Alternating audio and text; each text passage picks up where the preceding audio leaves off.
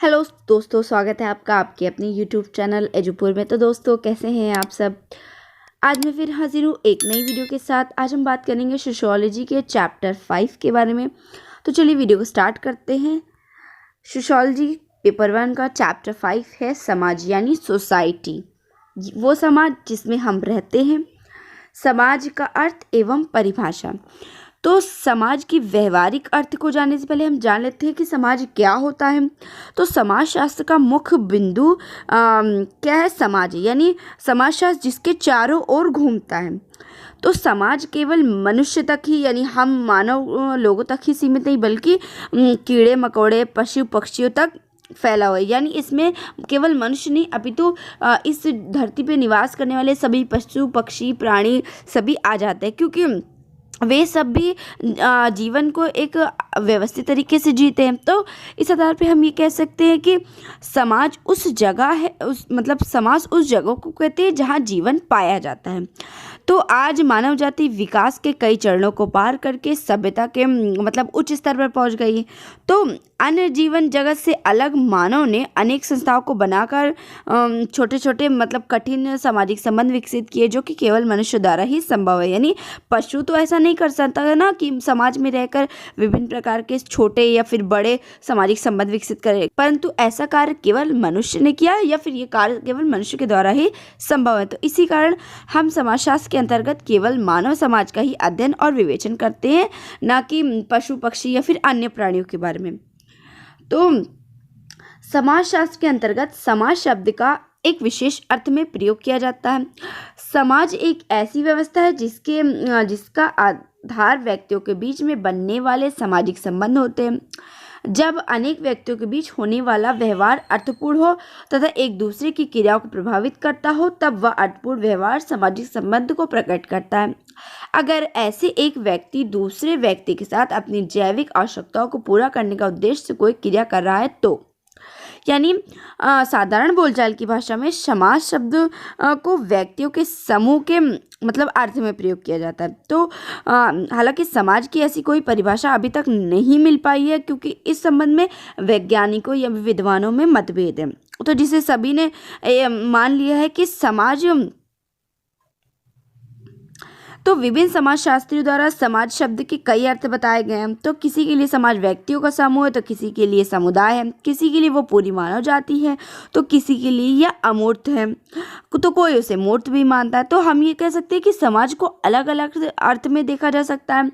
तो जहाँ पे किसी ने कहा कि समाज वो व्यवहार जो एक दूसरे की क्रियाओं को प्रभावित करता है या फिर सामाजिक संबंध को प्रकट करता है, या फिर एक व्यक्ति दूसरे व्यक्ति से जैविक आवश्यकताओं को पूरा करने के लिए उद्देश्यपूर्ण क्रिया के रूप में बनाता है, जिसके कारण दोनों के बीच किसी तरह कोई संबंध बन रहा हो, तो यह सामाजिक संबंध कहा जाएगा। सामाजिक संबंधों तथा भौतिक संबंधों के मध्य एक प्रमुख अंतर पाया जाता है, यानी कि पारस्परिक जागरूकता का अभाव होता है। जहाँ भौतिक संबंधों में पारस्परिक जागरूकता का अभाव होता है, अर्थात एक वस्तु को दूसरी वस्तु के बारे में ज्ञान नहीं होता, वहीं दूसरी ओर पारस्परिक जागरूकता सामाजिक संबंधों का प्रमुख आधार है। यानी जो भौतिक संबंध होते हैं उसमें ये चीज़ का ज्ञान नहीं होता कि एक वस्तु दूसरी वस्तु को क्यों प्रदान की जा रही है या फिर आदान प्रदान क्यों। वहीं दूसरी ओर सामाजिक संबंधों में पारस्परिक जागरूकता का अभाव नहीं होता, अपितु सामाजिक संबंधों का प्रमुख आधार पारस्परिक जागरूकता होती है। यानी हम किसी से भी संबंध जानते हुए समझते हुए जागरूक होकर ही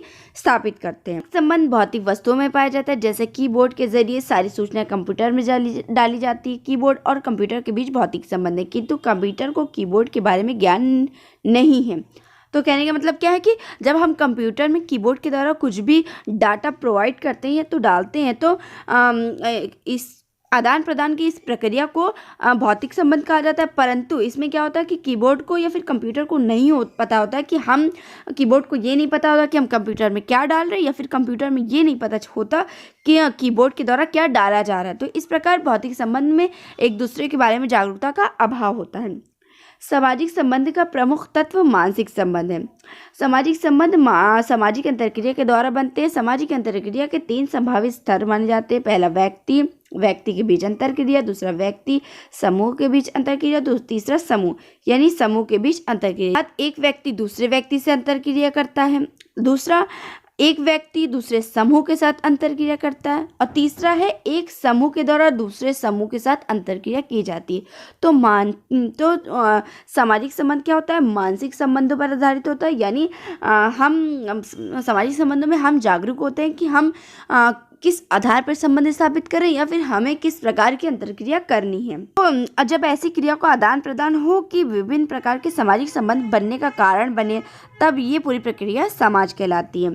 तो जब अनेक व्यक्ति किसी उद्देश्य से प्रेरित या फिर मोटिवेट होकर पूरी तरह जागरूक दशा में, यानी जानते हुए, बूझते हुए, जानबूझकर सामाजिक क्रियाओं को करें, तब वो क्रिया अर्थपूर्ण कही जाती, यानी हम जागरूकता के आधार पर ही संबंध स्थापित कर रहे हैं। तो उदाहरण के लिए अगर हम कहें तो कि यदि दो व्यक्तियों के बीच कोई क्रिया अनजाने में हो गई, उदाहरण के लिए हम ये कह सकते हैं कि यदि दो व्यक्तियों के बीच कोई क्रिया अनजाने में हो गई, तो ये सामाजिक क्रिया नहीं की जाएगी। क्यों?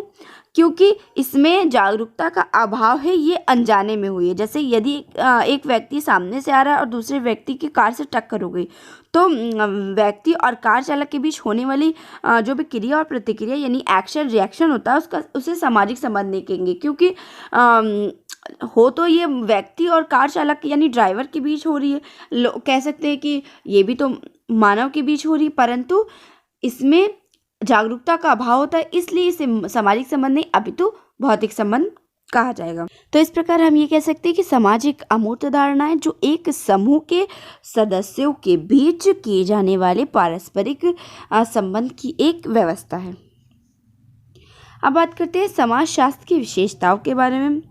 विशेषता किसे कहते हैं? यानी कोई ऐसी क्वालिटीज़ ये जो उसे दूसरों से अलग करती हो। तो समाज की भी अपनी अलग विशेषताएं जो उसे अन्य चीज़ों से अलग करती हैं, जिनमें सबसे पहले है पारस्परिक जागरूकता। तो सामाजिक संबंधों का जो ताना बाना जो रिश्ते होते हैं समाज को बनाने के लिए सहायक होते हैं। जब लोग एक दूसरे को मतलब कि डायरेक्ट या इनडायरेक्ट रूप से जानते हैं, पहचानते हैं, मिलते हैं, तो सभी जो सामाजिक संबंध होते हैं वो डेवलप होते हैं या फिर वो बनते हैं, पारस्परिक जागरूकता के आधार पर बनते हैं। तो व्यक्ति, प्रकृति, सूर्य मतलब कि पृथ्वी, मनुष्य, किताब तो आदि के बीच पाए जाने वाले संबंध क्या होते हैं? भौतिक होते हैं। यानी हम जो भी किसी व्यक्ति के साथ, प्रकृति के साथ, सूर्य, पृथ्वी के साथ जो भी संबंध बनाते हैं वो भौतिक होते हैं, जिसमें पारस्परिक जागरूकता नहीं पाई जाती। जब जागरूकता नहीं होगी तो ये एक दूसरे से प्रभावित भी नहीं होंगे, यानी एक दूसरे से इफेक्टेड भी नहीं होंगे, और उनमें कोई अंतर्क्रिया नहीं होगी। तो ये कह सकते हैं कि पारस्परिक जागरूकता सामाजिक संबंधों को बनाने के लिए ज़रूरी होती है, जो मनुष्यों में पाई जाती है, यानी सामाजिक संबंधों में पाई जाती है। समानता एवं असमानता। तो समाज को बनाने के लिए समानता और असमानता दो तत्व होने चाहिए, यानी पहला समानता और दूसरा असमानता। यदि हम समानता की बात करें तो बहुत से लोग समझ लेते हैं कि मतलब कि हमारा बॉडी पोस्चर, बॉडी शेप, हमारी बनावट, रंग, रूप, उम्र आदि में सिमिलैरिटी को ही समानता कहते हैं, बल्कि जबकि ऐसा नहीं है। तो व्यक्तियों के विचार, उनके आदर्श, उनके नैतिक मूल्य, उनके जीवन मूल्य, उनके उद्देश्य, उनके समाज की दृष्टि आदि को मतलब आदि से रिलेटेड जो समानताएं होती हैं, यहाँ उन समानताओं को कहा जा रहा है और उन समानताओं को महत्वपूर्ण समझा जाता है। तो लोगों के बीच कोई संबंध जुड़ने के लिए उनके बीच कोई ना कोई समानता होनी ज़रूरी है। यानी अर्थात जब एक व्यक्ति किसी दूसरे से को रिलेशन डेवलप करता है तो क्या उसमें कुछ समानता होती है, या तो फिर उनमें दोनों के विचार मिलते होंगे या फिर किसी के आदर्श मिलते होंगे, तभी तो हम ऐसे लोगों के साथ दोस्ती करते हैं ना, तभी तो ऐसे लोगों के साथ हम रिलेशन रखते हैं जिनसे हमारी कंपैटिबिलिटी लेवल बढ़ता है। तो यही कहा जा रहा है कि समानता से यहाँ यही तात्पर्य है कि जब सामाजिक संबंध तब स्थापित होते हैं जब हमारा किसी व्यक्ति के साथ किसी भी प्रकार की समानता पाई जाती है।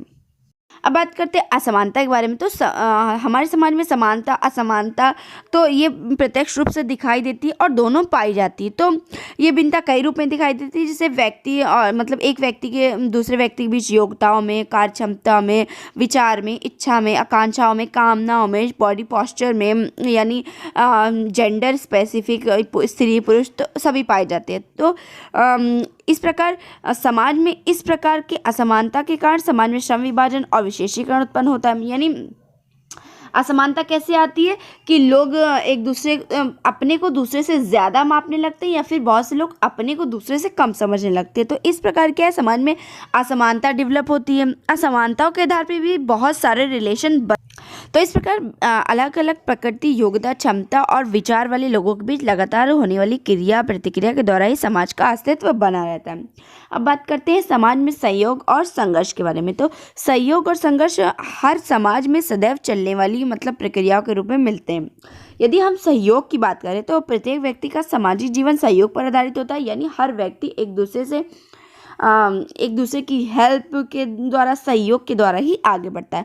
यदि संघर्ष के बारे में बात करें तो यह भी समाज के लिए सहयोग के जितना ही महत्वपूर्ण होता है।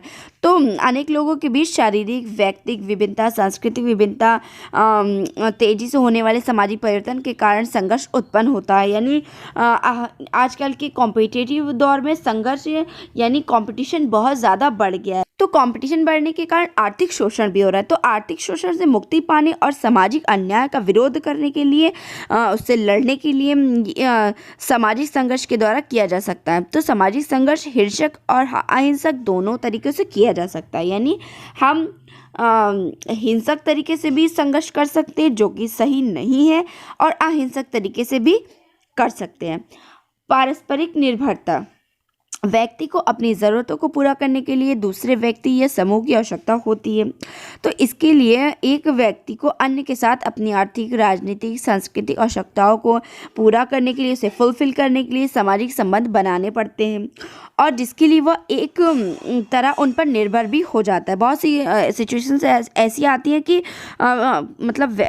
व्यक्ति दूसरे पर निर्भर हो जाता है। तो हमारे आदिम समाज यानी मानव समाज में समानता और भाईचारे की भावना को पैदा होने के कारण पारस्परिक निर्भरता भी है। यानी हम लोग एक दूसरे की हेल्प के साथ ही, यानी पारस्परिक निर्भरता के द्वारा ही जीवन व्यतीत करते हैं। तो आज के दौर में जटिल समाज के बनने के बाद जो कार्य विभाजन, श्रम विभाजन बढ़ गया है, जिसके कारण व्यक्ति और समाज में अनेक अंगों के बीच एक दूसरे पर निर्भरता होने की प्रवृत्ति की ओर बढ़ोतरी हो गई है।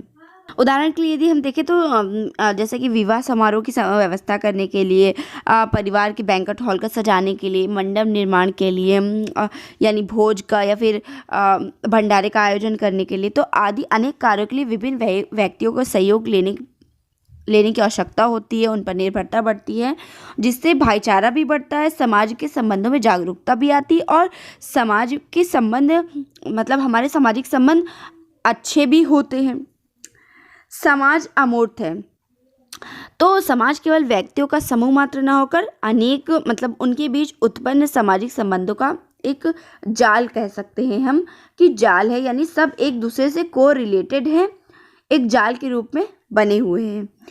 तो सामाजिक संबंधों को ना तो आँखों के द्वारा देखा जा सकता है, ना उनको छुआ जा सकता है, ना तो उन्हें आकार दिया जा सकता है, यानी भी अमूर्त है।